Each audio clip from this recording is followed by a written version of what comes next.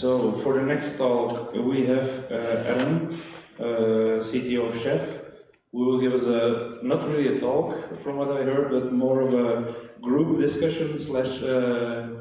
Well, look, we're making it up. We're making it up, okay. Yeah. About Habitat and Kubernetes and how you can use both to manage and deploy your applications. Yeah, that sounds like a good talk. I'd go to that talk.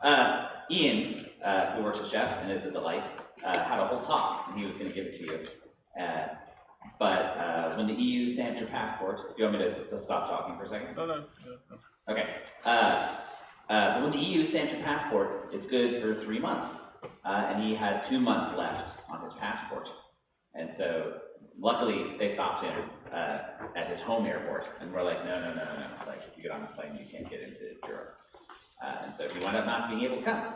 And then I was on a plane and like got here, and they were like, so will you give Ian's talk for him? And then Ian was like, here, I'll send you my slides. And so he sent me these slides, and they were cool, and if you want, I can show them to you. But he had it was like this really great history story of like both container shipping and then sort of how that evolves through the thing, and I got nothing. Like, it was full of like really, what I'm sure were riveting stories about the history of container shipping, but that's not the thing that I could do. So, so I'm making it up is the TLDR, but I promise I'm entertaining. And I think the hardest part of making it up is that if what happens is I have to stand here and give you a speech for 45 minutes as if I knew what I was talking about in depth, it's going to be a really excruciating 40 minutes for everybody, and you'll wish that I just left the death metal on, which I could totally do, so if that's a thing you would prefer. But I think instead what we should do is, how many people here know anything about Habitat at all? Raise your hand if you know anything about Habitat. Okay, so some of you do, that's cool, but most of you don't. How many people here know stuff about Kubernetes? I'm gonna guess it's like the room, because you've been hanging out talking about Kubernetes forever. Okay, so why don't we do this? Why don't we talk a little bit about Habitat and what Habitat is and how it works and why I built it the way that we did. And then let's talk about how that stuff intersects with Kubernetes, because we spent a lot of time thinking about what that integration looks like and how to build it. And why you might think about using something like Habitat even if you're using something like Kubernetes. Does that sound cool? And then I'm gonna use my little iPad here and I'm gonna draw boxes and squares. And it would be, the closer you get to me, the better this will be, because don't hold questions and stuff to the end. And it's very un-European, I know, but if you want to just shout them out at me, that would be great. Which I know is not your jam. As people, you're much more polite than that. But it'd be cool if you wanted to just be rude for just a minute. Is that cool? Yeah? You want to practice? Okay, let's practice. So when I count to 3, the whole room should shout at me. Yeah? Just yell at me. Right? 1, 2, 3. That was come on. You can do better than that. We were just listening to death metal. Okay, it starts here, it happens in your chest.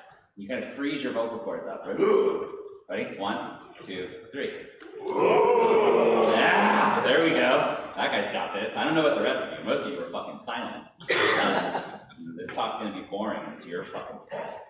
Okay. Yeah, you heard me swear yesterday, so I don't have to do it again. I don't have any slides. The closer you get, the better it'll be. So let's talk about Habitat. So you heard some of that story that I told the other day. So containers happened. Luke had a good slide in his keynote that was just like the Docker, McDocker. And I had a similar experience where every person I talked to was like, so now that your software is bullshit, your company's dead, and you're all fools, what will you do? What will you do now? And I think for me, there's a really bad way to do product development and a bad way to build companies, I think, which is if your company is only about a piece of software, then the thing you're providing to the people you purport to care about is probably weak too. Do you know what I mean? If the only thing Chef ever did was Chef, that'd be fine, but it's less good, because if our actual job in the world is to help you guys be great at your jobs, then we should be building whatever the software is that we think you need, instead of being so fixated on the success we had last year or 5 years ago. And so the obvious thing to do was like, you know, put Chef in a container, or like use Chef to build containers. And I built all of those things. So like we built all those prototypes. And I think the user experience could be summed up as garbage, or hot garbage, maybe would be better. And the reason was that, like, you know, what I thought was great about Docker files was, I swear to God, I'll start talking about Habitat in 2 seconds, and then we'll get to Kubernetes. But let's just do this for a second. So, you know, if I'm writing a Docker file from Ubuntu, you know, and then you're like, do some shit, and you just, it's essentially a shell script with a couple of like little things on it, right? And what's dope about that is that there was very little abstraction, really, between the thing that everybody knew and the thing you were going to pop out the other side, right? And then the next thing that happened that I thought was pretty dope was that you get out of that Docker file, and you're like,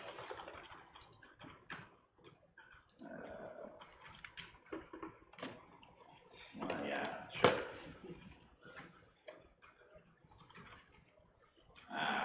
Sorry.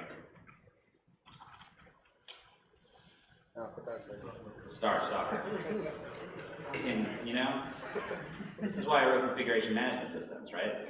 I was supposed to forget all those things. That was the deal. That was also a lie that we told you. Do you remember that lie? Where we were like, hey, you won't ever have to remember how to, I remember this where I was on a panel once.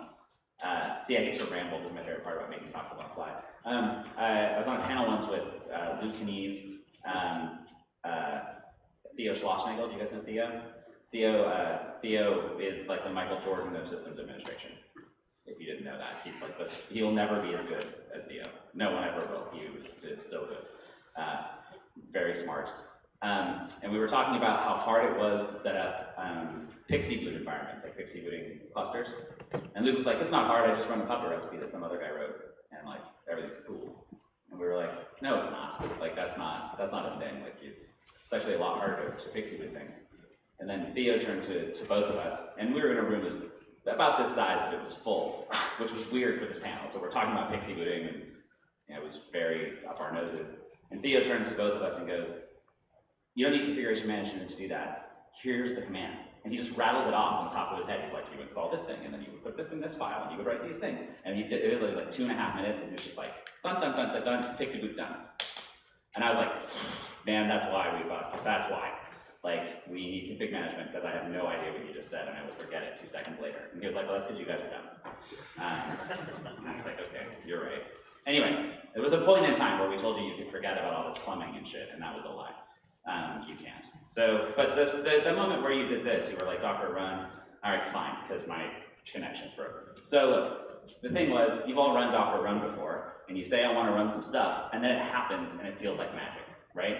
And you'll crawl over broken glass to have that magic throughout the rest of your experience. And it's mostly broken glass after that. Like, everything after Docker run was like, whoa, this is not fun at all. But that first Docker run moment was like revelatory, you know? And so I took a vacation, and I spent a couple months aggressively not using Chef. So I used every other thing than Chef to do as much work as I could figure out how to do. I used a lot of Docker. I wrote a lot of Docker files. I fell back in love with shell scripting. That was weird, but I can thank Docker for that, for sure. Is this talk boring yet? You guys over me? Or are you just quiet? You're just quiet. Okay. We'll just go with that. And what happened was, the more I played with those tools, the more I started to feel like we were on, like I was a hamster in a hamster wheel. Because we were taking all the things that I knew we were good at, in terms of like, we could build a Docker container, I could pack all my stuff in it, I could ship around, I could run services, but it was just another layer of infrastructure again. And that story, one of the stories that Chef and Puppet told you, and others too, was that we were going to give you this like universal abstraction, right? And you're going to be able to use that universal abstraction to run everything, and the whole world would run Puppet and Chef or whatever, and that was it. And you would learn that one thing, and that was cool. How many people tried to build a universal abstraction with Puppet or Chef? How many of you succeeded? Yeah, no people, right? And we're in a kind of similar moment in the container world, where we've all sort of convinced ourselves that there's going to be a universal abstraction, and the universal abstraction is going to be this new infrastructure technology. Like this time, we're going to get the factoring correct. Do you know what I mean? Like this is the moment. And all that was ever wrong was just like a quirk of architecture, you know? And that just didn't feel true to me. And it felt less true the more time I spent on vacation. So the more time I spent on vacation sitting around and thinking about, well, is this finally it, or have we really enabled this like new universal abstraction? And the answer was no. And then I thought about, I spend most of my time in companies that aren't my own, or a lot of my time out in the field with customers. And they got a lot of messed up shit. Like there's one of my favorite ones is there's a company that does, they build cars, and their South American division runs one of the largest consumer finance organizations in the world, so they give loans for the cars that they build. And they have thousands of commercial off-the-shelf software apps that run this huge banking operation. And it complies with all sorts of South American banking regulations. But they don't own this, they don't have the source code to the software, right? They told someone what they wanted, and then someone wrote the software to spec and sold it back to them, right? And they have a strategic mandate from the top of the organization to move to containers, because that is the infrastructure future of our life. But their whole business, one of the largest consumer finance in the world, runs on apps they don't own the source code to anymore. And they're written on Windows.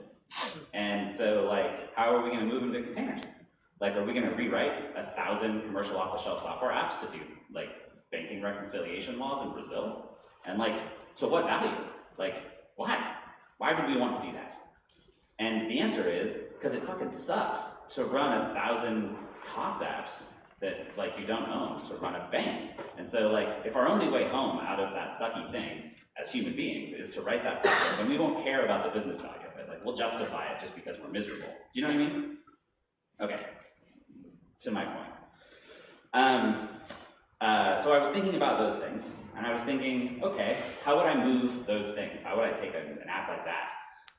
And could I get the same, what are the benefits? What are the upsides that I want out of something like Kubernetes or Docker?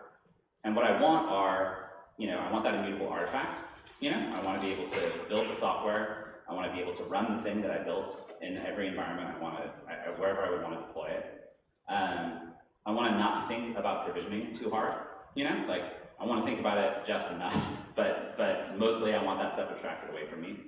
I want the application to do things like service discovery and dynamic reconfiguration and binding. I want to be able to update the software safely. So if I want a new release of my application, I want to be able to then roll that out without disruption, ideally. And a bunch more. And so I was thinking about how would I do that? And how many people in here are software architecture nerds? A couple of you? Domain-driven design, is that a thing you guys are familiar with? So one of the things that they talk about when they talk about domain-driven design, or really object orientation too, in terms of software design, was this idea of an anti-corruption layer. So an anti-corruption layer in software is if you have a service here. You don't have the screen up yet. Oh, well, shenanigans. Hang on. There we go. How's that? Okay. Okay, let's do this. All right, so you have this, you have a piece of software here, and let's call it, what should we call it? Somebody pick a name. Potato. What'd you say? Potato. Potato. I swear to God, I thought you said Jesus. And I was like, Wow, this is getting weird. I shouldn't have played death metal. Okay, potato. That's better. I'm much more comfortable writing potato. No, I mean, look, it's fine. Anyway. Okay, so we have the software, and it's called Potato. And Potato is particularly poorly behaved, right? Let's assume Potato is just it's bad. It's a big ball of mud. It's the worst piece of software in your world. And you want to be able to change how Potato behaves, but you can't change Potato, right? You're not allowed, you don't want to touch Potato, because Potato is hot garbage, right? And so what you do is you build an anti-corruption layer around Potato. So you have your other piece of software here, you know, apple, because apples are more delicious than potatoes, I guess.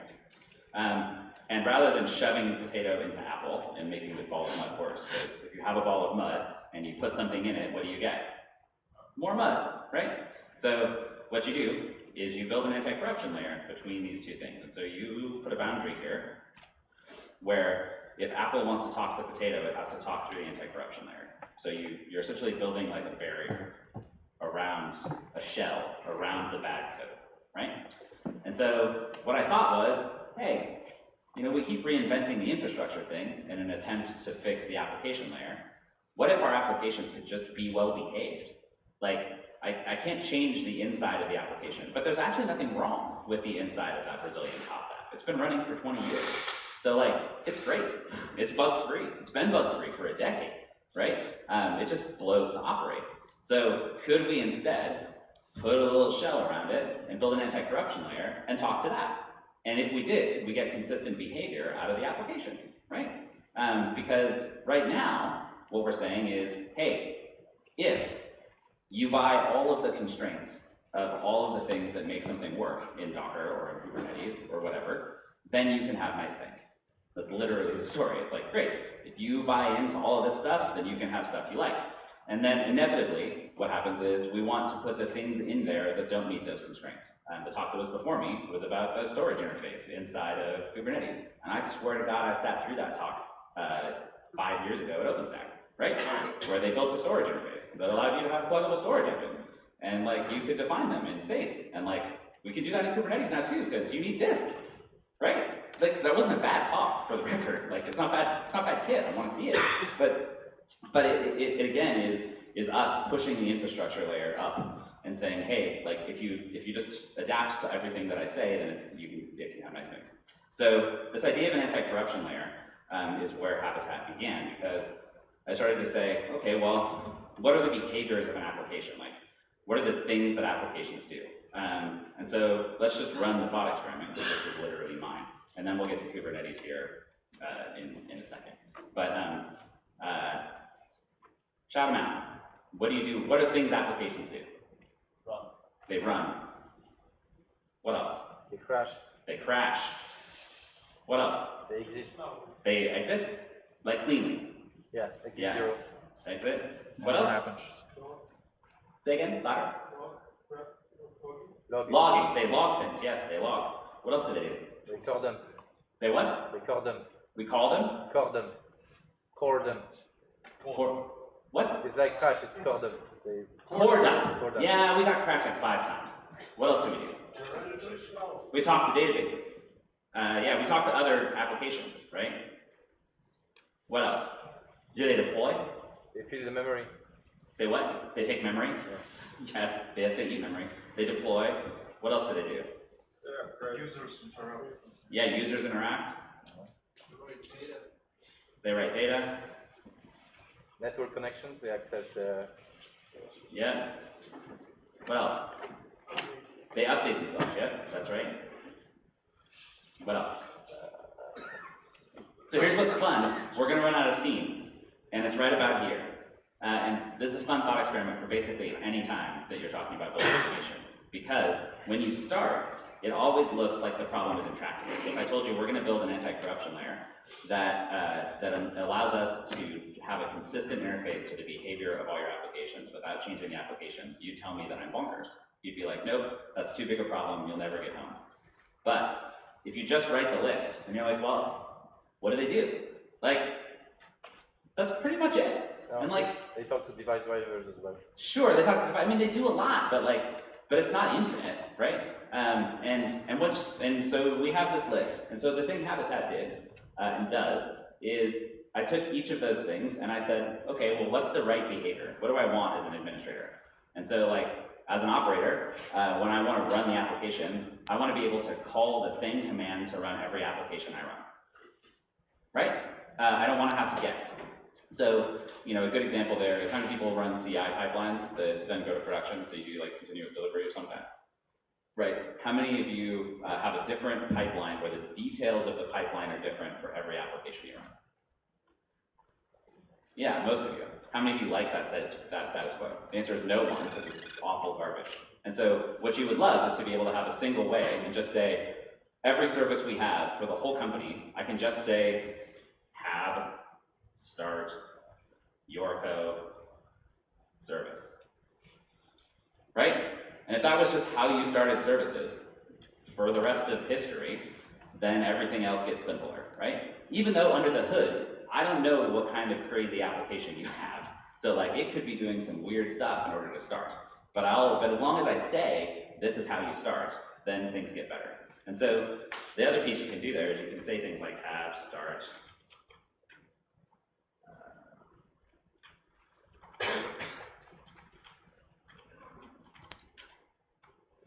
So you might notice that there's services that are running that are not what I started. And that's because the supervisor is running in the background. So we kind of skipped to some more advanced Habitat stuff. But what happens here is like the supervisor is running, and I've told this supervisor that it's supposed to watch some services, right? And so the side effect is that to start Postgres, Artifactory, Redis, Nginx, all those things are the same way. You just say, start the thing. Now, some of the other things that we do are things like crash. And so if supervisor is running in that little terminal there, if we decide to kill it,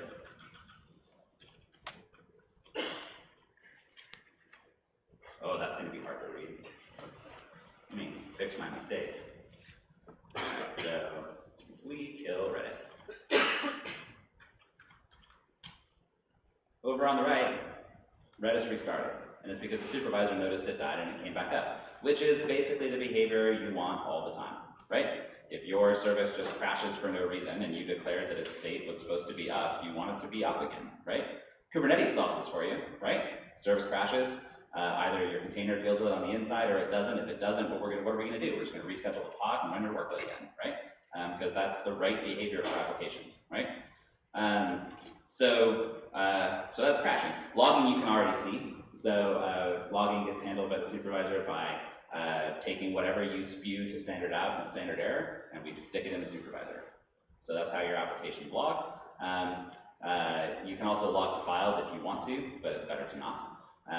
And then you can, of course, like stream that log output. You can do all of those things.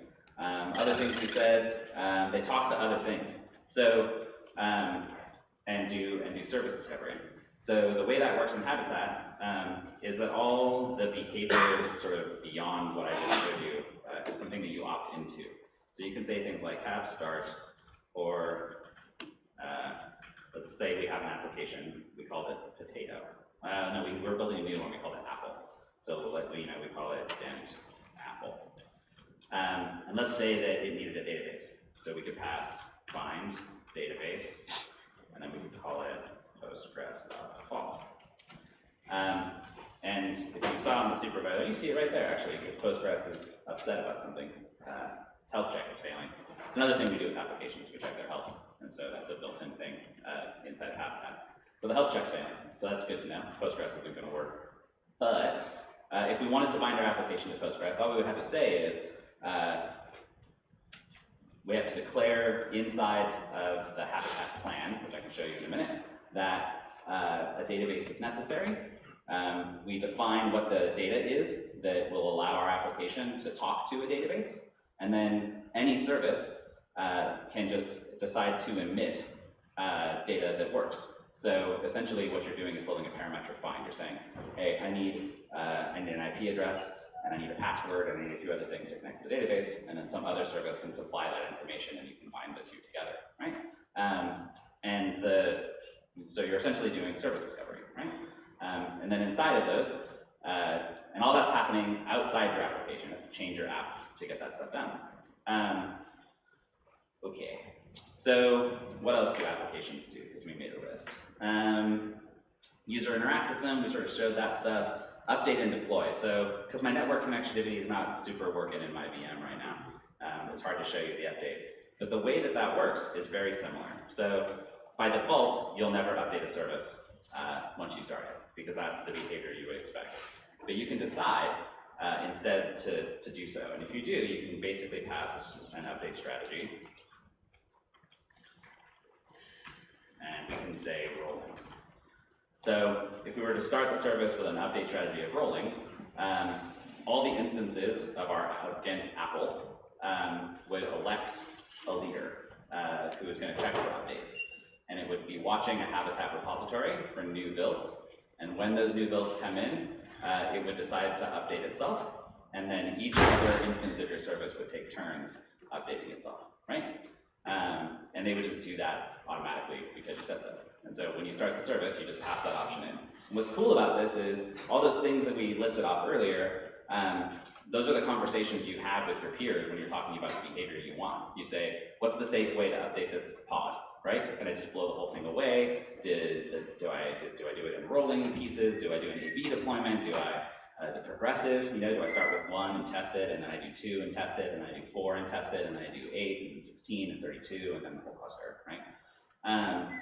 All of those things just become, they become strategies, right? And you can just pass them to the supervisor, and the supervisor will do the work. The other kind of dynamic stuff you can do is some services have a topology.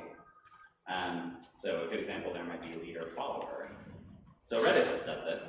So if we wanted to have Redis clustered together in the leader-follower topology, we can just pass in the leader as the topology for the service we start. And then again, when you have 3 of them or more, they'll elect the leader, they'll start the thing, the way that they will go. And we can keep going. Like, there's all sorts of this behavior sort of built inside of Habitat. And in order to get all that sort of magic to work, you write what's called a plan. How am I doing for time? Okay, good. Because I want to actually get to Kubernetes, because I haven't said a word about it, but I swear I'm going to. So you write plans. So a good example here is Redis. So this is the Redis plan. Let's make it a little bigger. Not small.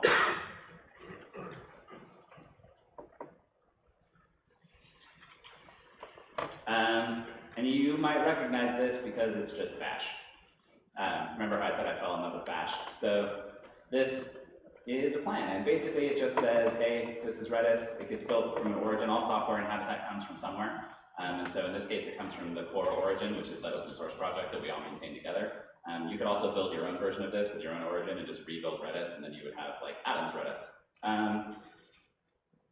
So one of the other things you do is you're explicit about your dependencies. And we can talk about this later, but this really allows us to do 2 things. So one, the build system that builds the Habitat artifact is smart and understands all of the depths that go into building the software all the way down to glibc.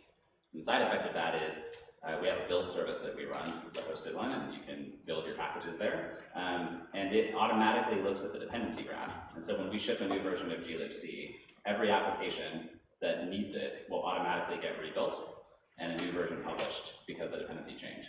So if you think about that day, remember Heartbleed, and you all went to work and you had to patch every server in your world, but then you were like, ooh, but did I restart the services? Which version of OpenSSL is in memory, right? Which, it's cool it's updated on disk, but what's in memory? Habitat, you'll never have that problem, because once you release the version that has the patch, that's the version forever, and you can't change because it's actually mutable. What's dope is, only one of us, me, would ever have to make the change to the OpenSSL plan to do that. Once I publish the change to the plan, the build service picks it up, would rebuild OpenSSL, and then it builds a giant graph of all the things that depend on OpenSSL, and then finds the fastest way to traverse it and pushes it all through in parallel. And your builds are done. I talked about those parametric binds. This is another example of that. So this is Redis shows a port, and so this is what we expose it as, and then this is the value internally of what it is. So if you want to use Redis, you can bind to the port number and get it back in addition to the IP address and a few other things. And then to actually build Redis, all you do is call make. So that's the end. It's 21 lines of shell, and all you really have to do is you declare dependencies. So one cool thing about that is that once we have habitat artifacts, we can export them into multiple formats. So if we want to build a container, all we do is say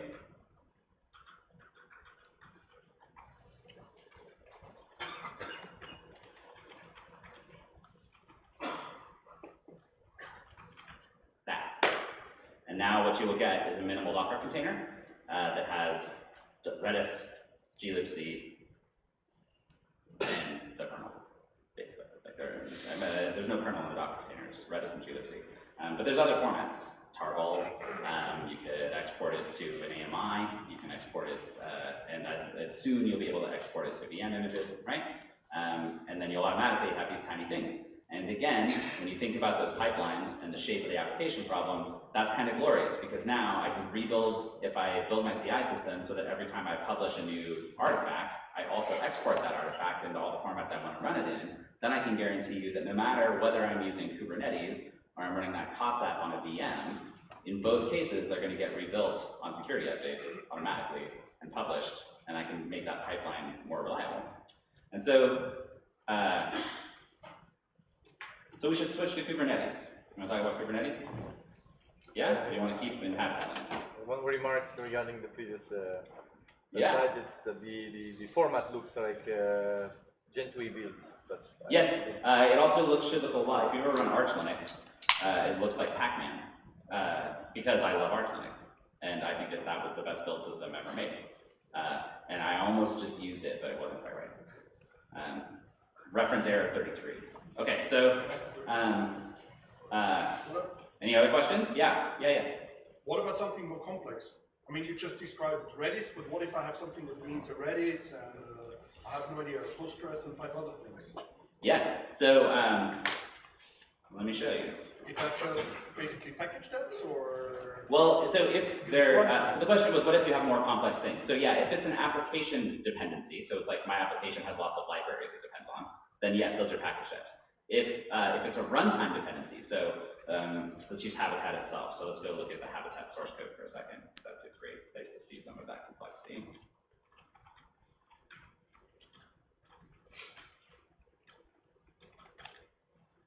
So this is the build service. This is all open source, by the way. So this is the build service over here.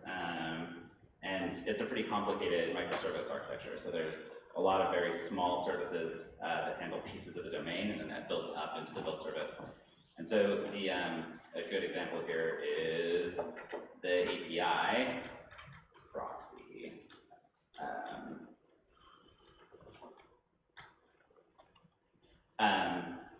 What you do is just export the bindings that you care about between that other people want to see. So in Mark Burgess speak, we're exposing a promise, right? That says, if I'm up and running, then I promise that this data is exposed. You can ask for it. And then on the other side, when we go to actually run those applications, you just bind them to each other. So if you have an application that needs 8 runtime services, in this case, there's probably 15 microservices in the build service, right? And when we start them, all we do is tell them the service names and the groups they're binding to. So we would say, hey, the API proxy needs to talk to the API. And so when you start the proxy, what you would say is,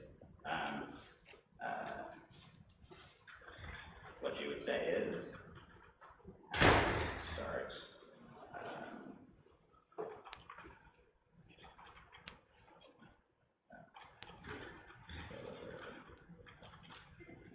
proxy, and you would pass binds, and we would say API.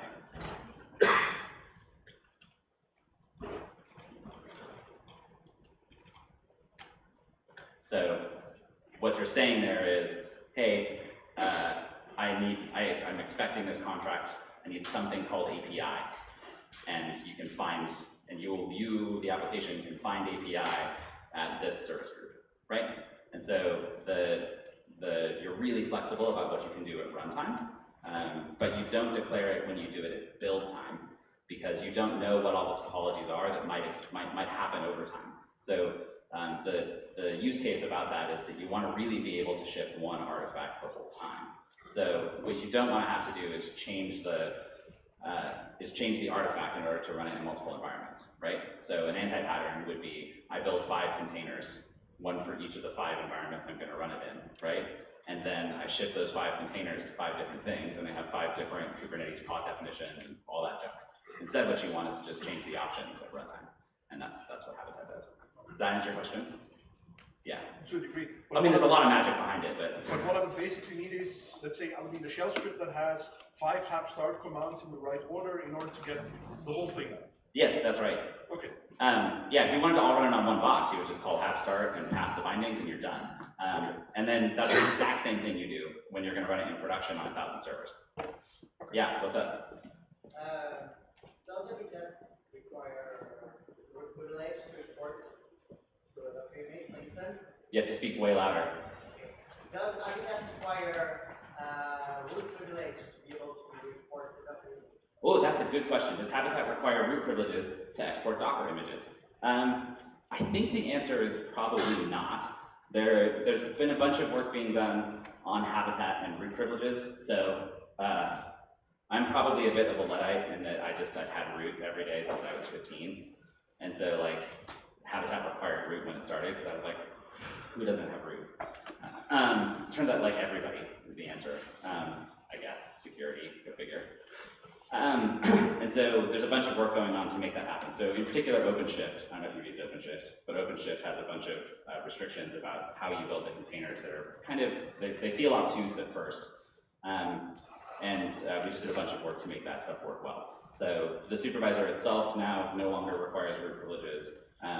The build service itself does. So like a lot of the tricks we do to build clean room build environments still require root, but we're working on getting rid of those things. And then I don't know if the actual export does or not. It might not. Okay, so one of the designs that we were hoping to get out of Habitat was the idea that if we built this anti-corruption layer, right, would we be able to truly be free from choices of infrastructure, right? Could I give you an abstraction, and that abstraction at the application level would work? If I was right, it would work whether I was running it on Kubernetes or whether I was running it on bare metal, right? Or any other thing in between.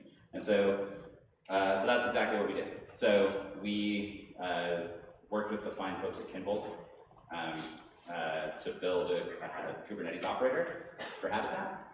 And what the Kubernetes operator does is handle all the plumbing for talking to that anti-corruption layer. So if your services are written using Habitat, or built using Habitat and deployed that way, then you can use the operator to get away from all of the bootstrapping and all of the other stuff that you might have to do to get all your services up and running, and they just work inside Kubernetes. One of the really interesting design questions hiding in there is, if I'm a Kubernetes operator, do I want Habitat-enabled Kubernetes, Habitat applications running on Kubernetes to feel like Habitat applications that happen to be using Kubernetes, or do I want it to feel like Kubernetes and not know that it's Habitat? Just be like a simpler interface to Kubernetes itself. We took the tack of saying that you probably want it to feel like Kubernetes. And part of the reason for that is that as a person, I just think it's bad form. Like, very rarely do you convince someone that what you've done is cool by saying that the thing they love is not cool. Does that make sense? So like, it's very unlikely that I'm gonna come in here and convince you that Habitat's dope if my opening line is Kubernetes sucks, why do you need it? Yeah?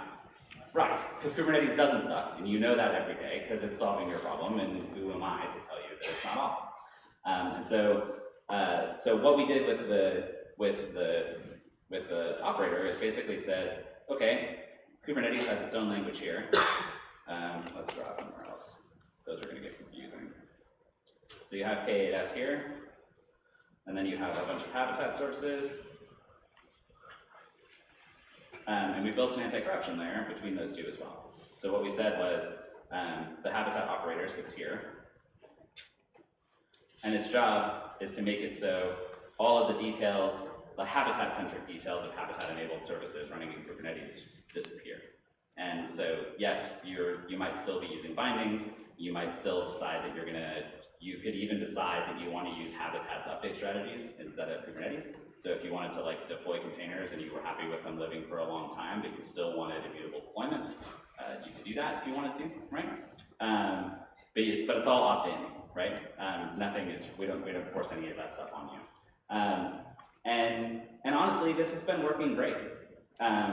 It's about to be in bigger releases, and we'll make a bunch more noise about it. We have it working, we've got a couple customer sites. None of it's a secret.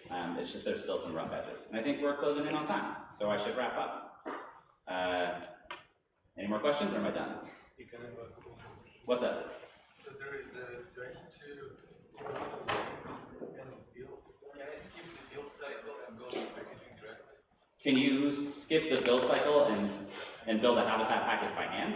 No, the calculation part with the main command. Oh, yeah, you don't have, I don't care what the software is you stick inside. The thing that you need is a consistent format for the supervisor to do its job. So one of the most common questions we get is, it seems dumb to have built a build system. Like, why did you build a build system? And the answer is, because the life cycle of the application is tightly coupled. Like, we kid ourselves when we say that you build your stuff and then you ship it and then someone else operates it. That's not real. Like, it's actually super tightly coupled together in the life cycle of the application. And so what Habitat cares about is that the runtime format be correct, because there's a bunch of properties that we get from that behavior that allow the supervisor to be way less complex. So one of the reasons that all you have to do to make the plan is build your app is because the final resulting format is one that's easy to export, it's easy to manage, it has properties that's immutable. Like, those properties are good properties. If you can't change the software, then all you do is take your software and shove it in the right directory. You know, you're just like, okay, I have a build. I took my binary and I plopped it out over there. If you built it with Habitat, if you could rebuild it, then you get a bunch of benefits. One of them is you could run that binary anywhere that runs Linux without any userland. So as long as you have a modern Linux kernel, like in the last decade, you can just run them, and that's pretty great. If you take an application that was pre-compiled and just shove it somewhere, then you have a dependency problem that Habitat automatically won't solve for you, can't solve for you, right? You still have a setup step you have to do with the outside world. But that's how we did things like we built Habitat containers of very large, really complicated commercial database software that's built by a 3-letter acronym company that's not very far away from here. Which was hard, but the plan for that wasn't a lot longer than the Redis one in terms of its details. And we definitely didn't recompile it. There was no way they were going to let us do that. More questions? Yeah, hit me. Do you support static compilation or not? Yeah, you can do whatever you want. The glibc typically is not. Oh, you can swap glibc out. So like, glibc is just another software dependency. So if you decide, like for example, we build our own images for Habitat itself, especially for export with Muscle. And like doing that is really literally just like changing a dependency line. So like if this wanted to use Muscle instead of glibc, I don't think this has one, but you would just literally say for, and now you're going to link against Muscle.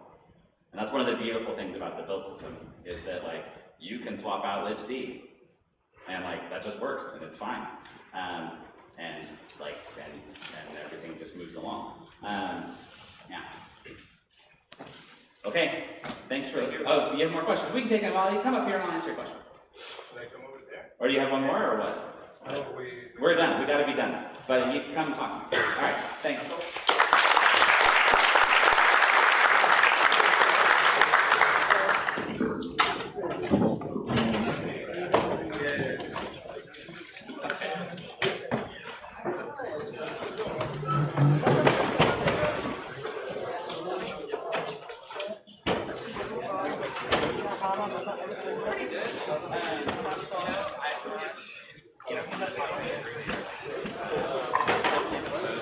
Can I ask John the car that he's going to receive? basic. I think this is still blind. Yeah. And it's going to be like on YouTube or something. Yeah, it's on YouTube.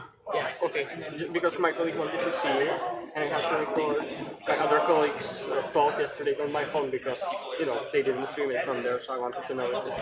So, okay, that's good. Thank you.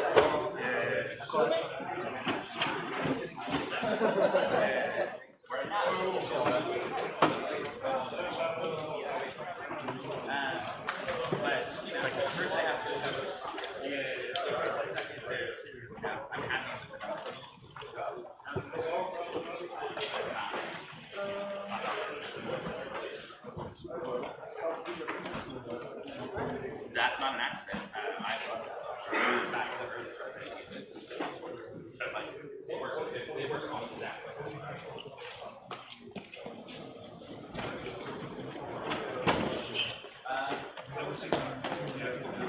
Yeah, we make it or you write it. Yeah. But you do exactly. Oh, my name's Adam. Yeah.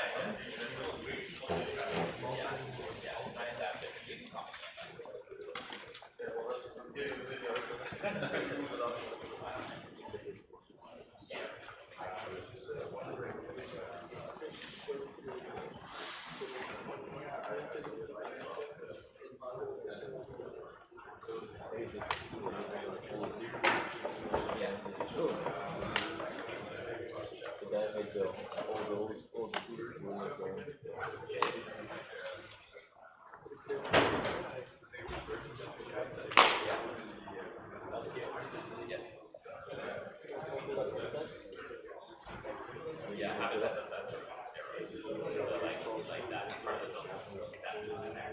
Like what it's doing is every time you build software and then it's results in specific ways. So and then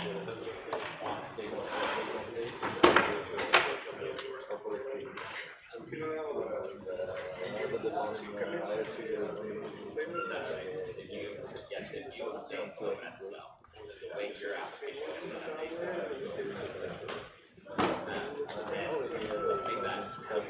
that's why we built the build system.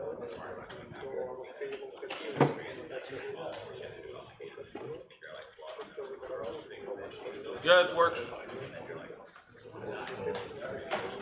I have your screen over here anyway.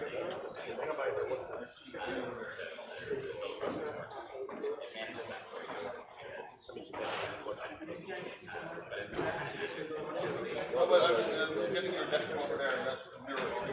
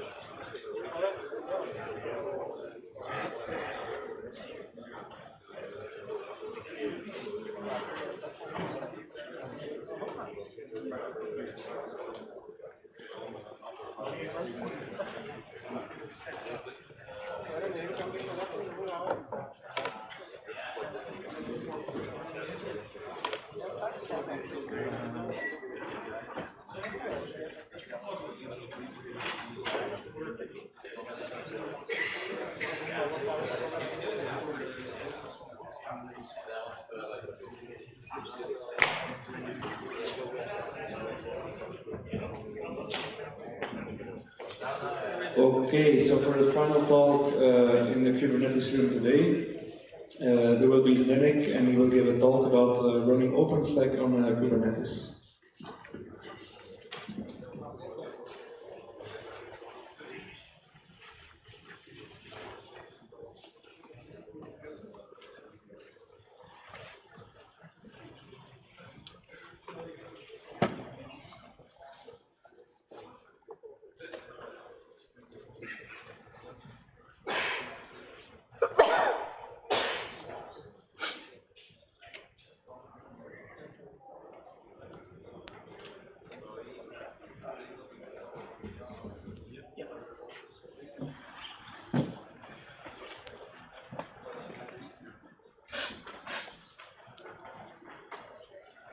Hello. So, I'm going to talk about OpenStack or Kubernetes.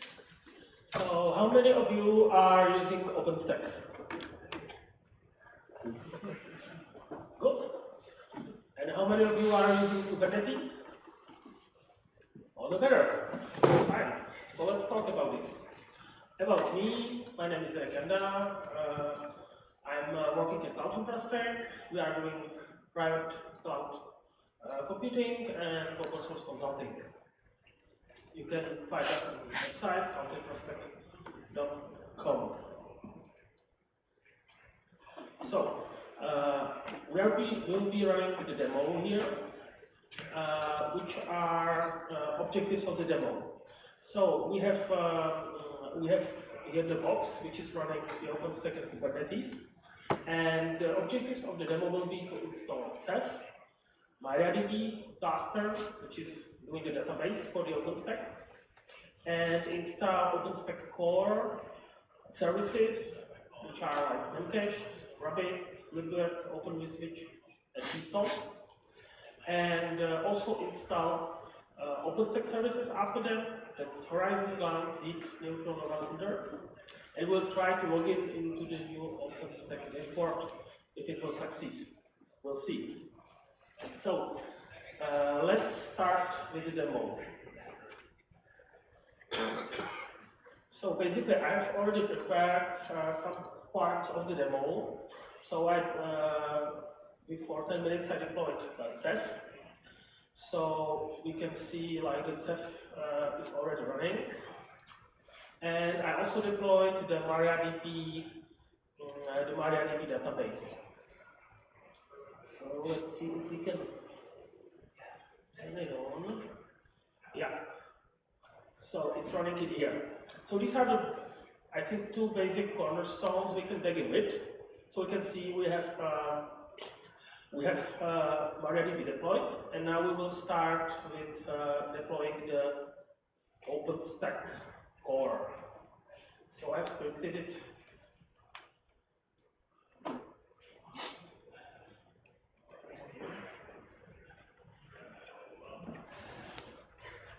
Okay, so the demo is running, and we can now wait till the core is deployed.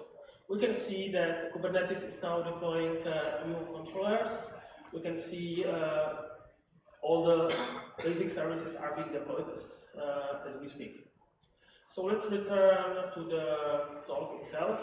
In the meantime, this will get deployed, hopefully. So you can also watch the demo online. So you can open the Wi-Fi network, which has SSID OpenStack, and there is a password OpenStack Cloud, and you should be able to visit this URL. It's http with scope.openstack, or sorry, there's a mistake. It's just scope.openstack.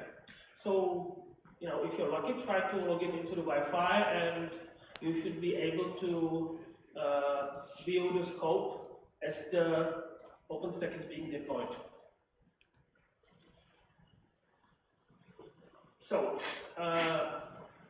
the box, which is this running cone, what's this for? It's basically, you know, some demo box for doing lab research on OpenStack and Kubernetes. It's good for workshops, teaching, hands-on, of course, presentation.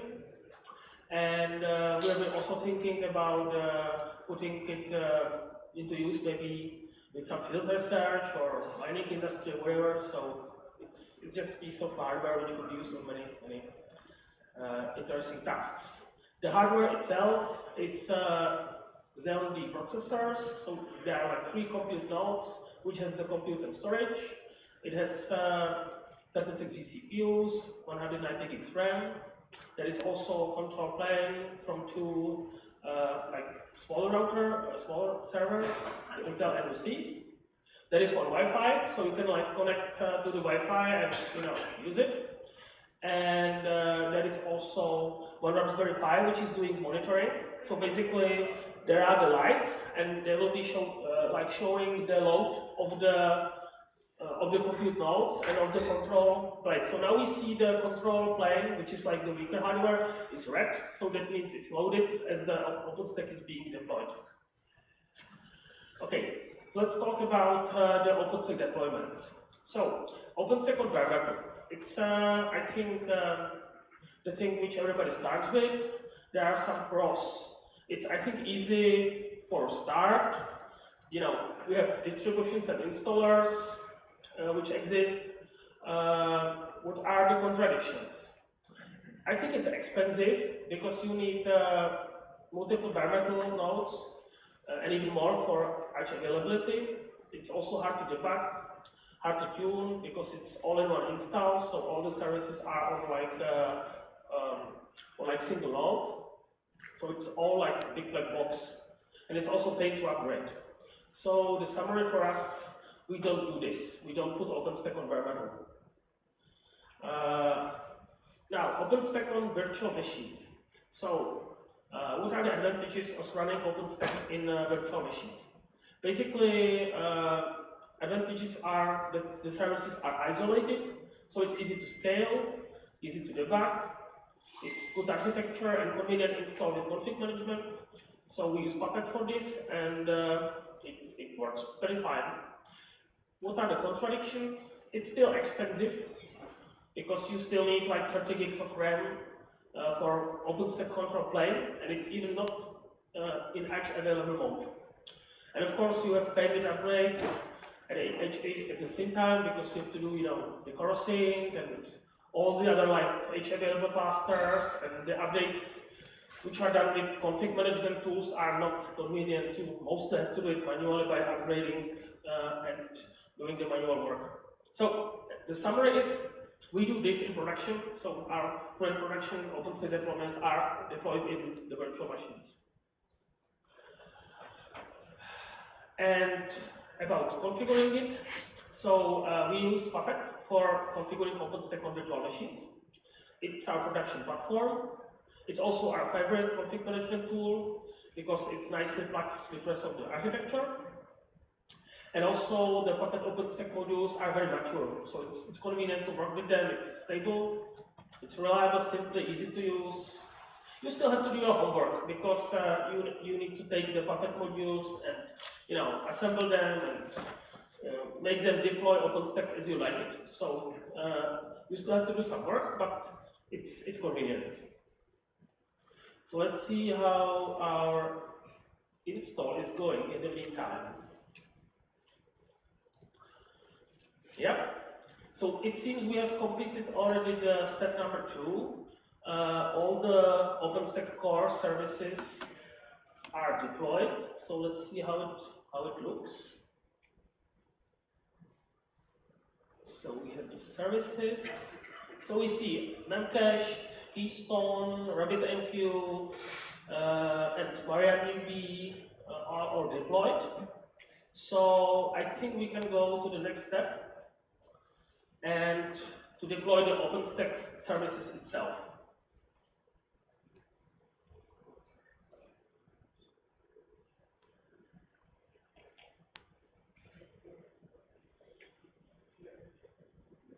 Okay, so the services are being installed now. It looks much more interesting than before. I will try to little rearrange it so we can see. So basically, this is how the services look. We have also the controllers and many more pods which are being deployed. So let's wait till this is being completed and move on with the presentation. So now the OpenStack containers. I'm not saying Kubernetes here, just containers, because it's not the same.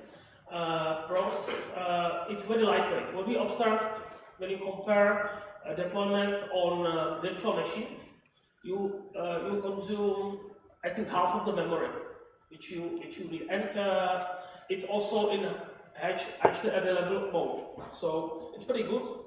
You save maybe 2/3 of the memory. So this is very nice. Edge availability. And updates are built in. With Kubernetes, you don't have to solve the corrosive and clusters and stuff like this, which you have to do with virtual machines. So this is very big advantage, and it's, I think, most promising of all ways how to deploy the OpenStack. What are the contradictions? It's still very complex. Even the Kubernetes and the architecture itself, it's hard to get it together. Also, it's very opinionated deployment, so you have to really make work on it and adapt it for your environment, because out of the box, I think it's not suitable. So the summary we do in this development, and we want to do this in production, because I think it's the best way. So how about OpenStack and Kubernetes? We have multiple flavors how you can deploy OpenStack and Kubernetes. I think the first who started was Cola and Stackanetes, and now the new contender is the OpenStack Helm. Vendors do have their own incarnations. I think Kubernetes has its own build system also on Kubernetes, and Canonical, they also have some containerized way how to deploy the OpenStack. But we have chosen the OpenStack Helm. It's now official project with OpenStack. It is good community. You can find it on GitHub. Let's talk about the Helm part. So it's the open source project by Days, and basically it streamlines installation and management of Kubernetes applications. So you can imagine it like apt, Yum, Homebrew for Kubernetes. I think it's a must-have for complex software deployment like OpenStack. and also a part of many other things. It includes flexible templating, engine in Go, and YAML configuration data. So it's very convenient to use it for things like deploying the OpenStack. So OpenStack Helm project. It was created by folks in 8080. I've first observed this on OpenStack conference in Austin. Basically, their goal was to provide reproducible, all containerized and easy upgradable platform for managing dozens of production and development OpenStack clouds. They have really a lot of them, so it's a lot of work to update them and so on. So it was like a logical step. Now it's under OpenStack Foundation. There is the GitHub. It was already mentioned about the OpenStack Helm architecture. So deployments are managed by Helm, as I already said. Components are using hybrid images from the GitHub. So there's multiple parts like Ceph, which is from the Ceph vaults, and they are basically collecting all the containers and putting them work together to create the OpenStack deployment. As I said, it's 100% containerized, and it features rolling updates, and it's relatively easy to install. OpenStack Helm basics. So it supports multiple ways of deployment. There is all-in-one deployment for, I would say, development, and you can do also multi-node bare metal install, which is exactly this case now. It requires fresh Kubernetes cluster, which is set up by Kubernetes tool. And then the default choice of network overlay is Calico. We also use Calico because Calico nicely integrates with OpenStack itself. So you can have this like BGP talk and work with the Neutron, and you can also have the BGP and Calico talk to your TOR switches. So I think it's very, very good technology for like networking overlay, and it's compatible across the OpenStack and Kubernetes itself together. So it's very advantage. You can have all these networking like in one package. So that's the Calico, and the storage is provided by Ceph. That has become already a standard for OpenStack these days, so no wonder it's here. So about the multi-node install, which we have deployed here, we have here one Kubernetes controller, we have one network node, and 3 computer and storage nodes. The Helm supports node labeling, so you can easily like tag your nodes and decide like where you want to have all your roles deployed. So it's easy to spread them. And installation is like multi-part, so all parts are deployed by Helm, but they must be deployed in order, and you have to make sure that all the dependent services are ready before the next steps. So it's not like push one button and deploy OpenStack, but you have to do like multiple steps as we are doing here. What are challenges with Helm? So it still provides open-ended deployment of OpenStack. So I would say it's not suitable for production use out of the box, because everybody uses OpenStack his own way. So we have to make it work for you. So as I said, we have to rearrange the architecture and combine our containerized and non-containerized components together. For example, the Ceph, we for sure don't want to run Ceph in containers, because we have like big bare metal nodes which have the SSDs and stuff like this. So for that, I think it's not suitable to have it in the containers. So we have to like change the approach and rearrange the architecture. And it also demands relatively high investment into the work which you have to do like to really make it work for you.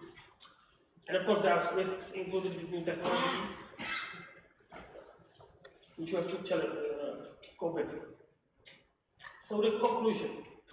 OpenStack on Kubernetes. I think it's definitely the best way to run OpenStack. As I said, it addresses multiple problems. It has got a scalability, edge availability built in.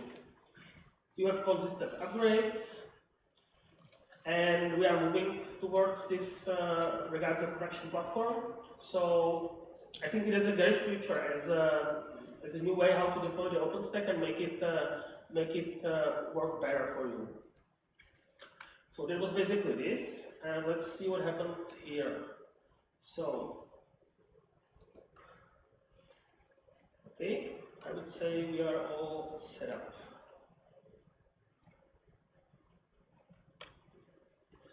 So as we can see, there is the deployment which is completed. We have a lot of services which are deployed, and I can maybe maximize it a little more. Okay.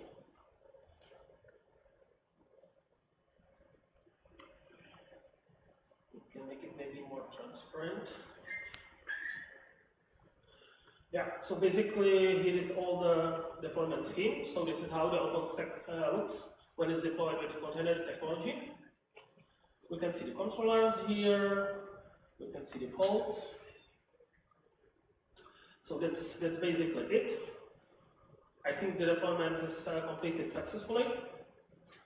And let's see if we can open the dashboard.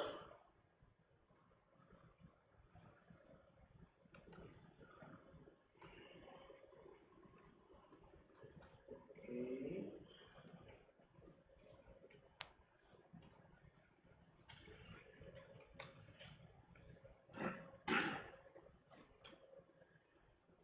It's all ready that well. So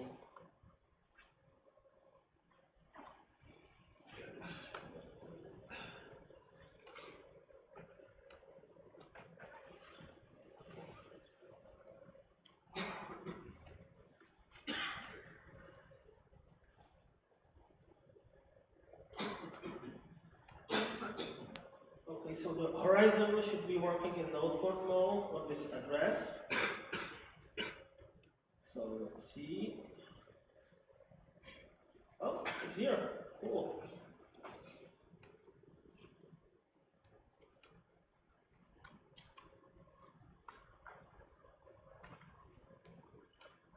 Yep, so this is our real OpenStack deployed right from scratch by Kubernetes. So we can see like it's working. I'm not promising it's 100% working everything, but basically you see we have already our 3 hypervisors registered, which are the nodes, and I would say the OpenStack is ready to go. So I think we have succeeded in deploying OpenStack with Kubernetes today. So thank you for your attention, and do you have any questions?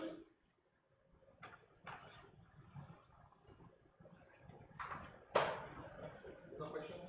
Okay, thank you, Zdenek.